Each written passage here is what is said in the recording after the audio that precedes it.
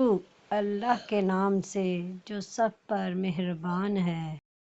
حضرت ابن عباس رضی اللہ عنہ بیان کرتے ہیں، رسول اللہ صلی اللہ علیہ وآلہ وسلم نے فرمایا، 3 قسم کے لوگ اللہ کو سخت ناپسندیدہ ہیں: حرم میں ظلم و ناانصافی کرنے والا، اسلام میں جاہلیت کا طریقہ تلاش کرنے والا، اور بڑی جدوجہد کے بعد کسی مسلمان کو ناحق قتل کرنے والا۔ حضرت ابن عمر رضی اللہ عنہ بیان کرتے ہیں،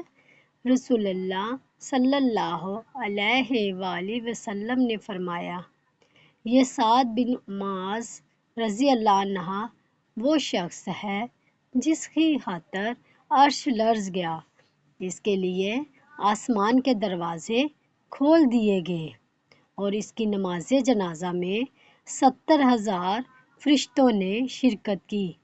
لیکن اسے بھی قبر میں دبایا گیا، پھر ان کی قبر کو کشادہ کر دیا گیا۔ اللہ تعالی ہمیں حدیث مبارکہ پر عمل کرنے اور اپنی زندگیوں کو سنوارنے کی توفیق عطا فرمائے، آمین۔